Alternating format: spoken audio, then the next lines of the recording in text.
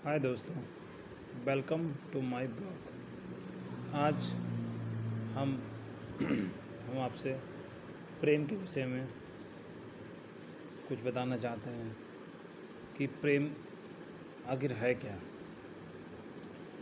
प्रेम बहुत दुर्लभ है, जिसे जन साधारण समझ ही नहीं सकता। प्रेम बहुत कठिन रास्ता है। प्रेम करना कोई मजाक का विषय नहीं है। प्रेम करना कोई बच्चों का खेल नहीं है, क्योंकि प्रेम इतना कठिन है। अगर हर कोई व्यक्ति कर ले तो शायद ईश्वर को भी प्राप्त कर ले। आजकल लोगों ने प्रेम की परिभाषा दे रखी है, लड़का लड़की को ही प्रेम ही कर सकते हैं, लड़की लड़का से, लड़का लड़की से। ये नहीं है, ये नहीं होता है। प्रेम तो सागर की अथाह गहराई में मोती चुनने जैसा होता है। प्रेम तो किसी से किया जा सकता है, ईश्वर से, गुरु से, पशु पक्षी से, कीट पतंग से, पेड़ पौधे से, नदी से, झरने से, प्रकृति से, किसी से भी। एक गुलाब से भी प्रेम कर सकते हो मुस्कुराते हुए। प्रेम करने का भाव आना चाहिए। प्रेम में वासना का कहीं रत्ती भर भी स्थान नहीं है। प्रेम में देना ही देना है, लेना तो है ही नहीं। जहाँ लेने की भावना आए, कुछ किसी से कुछ हासिल करने की भावना आई, जहाँ बिजनेस का भाव आया कि आपने 2 कौर खाए, हमने 4 कौर खाए, ऐसी भावना आई, वहाँ प्रेम हो ही नहीं सकता। प्रेम में तो ये होता है कि जिससे हम प्रेम करते हैं वो खुश रहे, उसका एक आंसू भी ना निकले, उसके एक आंसू पे अपनी जान निकल जाए, जान चली जाए, उसके लिए मर मिटे हम, उसके लिए फना हो जाएं। यही प्रेम है कि वो खुश रहे। ये ज़रूरी नहीं कि हमारे साथ रहे, वो किसी कहीं भी रहे, किसी के साथ रहे, बस खुश रहे। यही तो प्रेम है। प्रेम का अर्थ शादी भी नहीं है कि प्रेम हो जाए फिर शादी हो जाए, ये भी नहीं हुई। प्रेम तो कुर्बानी का नाम है। प्रेम में आदमी अपने आप को कुर्बान कर देता है। बस ये चाहते हैं कि किसी ना किसी रूप में वो हमारा जो प्रियतम है, हमारा जो जिसे प्रेम करते हैं, चाहे वो सहेली से प्रेम, लड़की सहेली से कर सकती है, पापा से कर सकती है, मम्मी से कर सकती है, भाई से कर सकती है। प्रेम तो अथाह सागर है।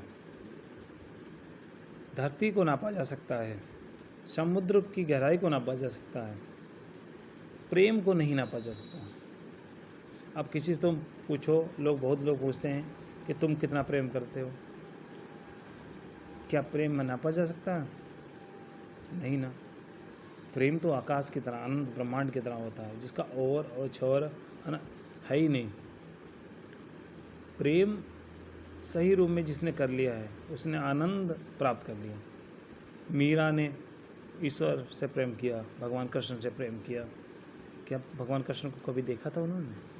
नहीं देखा था, फिर भी उन्होंने प्रेम किया, और निश्चल प्रेम था। कोई स्वार्थ नहीं, कोई वासना नहीं, कोई राग नहीं, कोई द्वेष नहीं। और बल्कि मीरा की शादी हो गई थी अच्छे घराने में, महल में। क्या कमी थी? कुछ भी नहीं। लेकिन एक कशिश थी, एक चुभन थी कि मेरे तो गिरधर गोपाल दूसरो ना कोई। कि कृष्ण के अलावा मीरा को कुछ सोचता ही नहीं था। पति कहीं जाए, राज दरबार में कोई उलाना हो, कुछ भी हो, उससे कोई फर्क नहीं पड़ता। सही मायने में तो प्रेम मीरा ने किया था। आप लोगों को शायद नहीं मालूम हो, मीरा कृष्ण के समय में, द्वापर युग में, राधा की सहेली ललिता थी। ललिता ने प्रेम करना चाहा, पर प्रेम को वो समझ नहीं पाई, ना प्रेम कर पाई उसने। राधा ने प्रेम किया, ललिता ने प्रेम किया, लेकिन ललिता ने प्रेम नहीं कर पाए सही रूप में। तो ललिता का देहांत हो गया। ललिता ने जन्म लिए, फिर जन्म लिए, कई जन्म लेते लेते लेते 25 जन्म के बाद मीरा के रूप में वो उसका जन्म हुआ, तो जाके प्रेम को समझ पाई आखिर प्रेम है क्या। जिसने सही रूप में ईश्वर से प्रेम कर लिया, ईश्वर के बिना, भगवान के बिना रह ही नहीं पाए, परेशान हो तड़पने लगे, रात में सोते हुए बड़बड़ाने लगे, उठ के बस ईश्वर का ही ध्यान,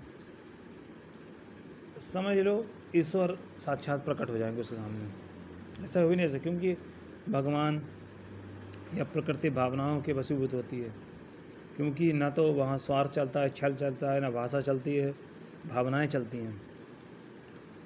इसलिए प्रेम करना सीखो, पक्षियों से, पेड़ पौधों से,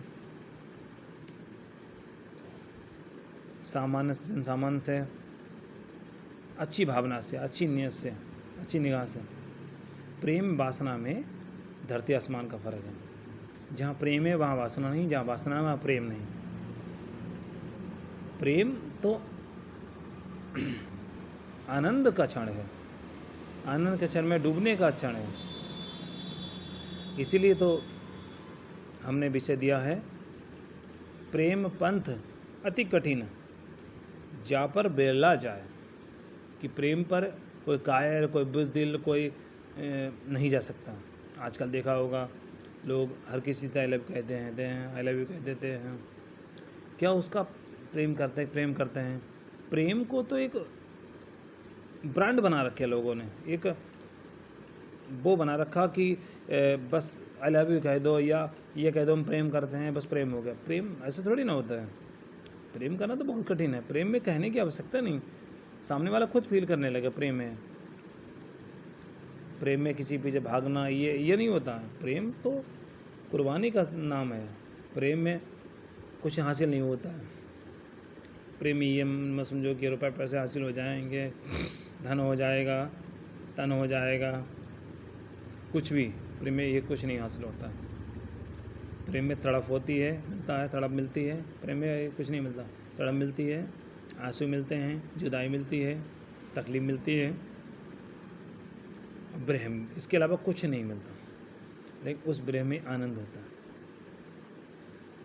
आनंद के क्षण होते हैं। किसी ने एक व्यक्ति से, महान पुरुष से पूछा कि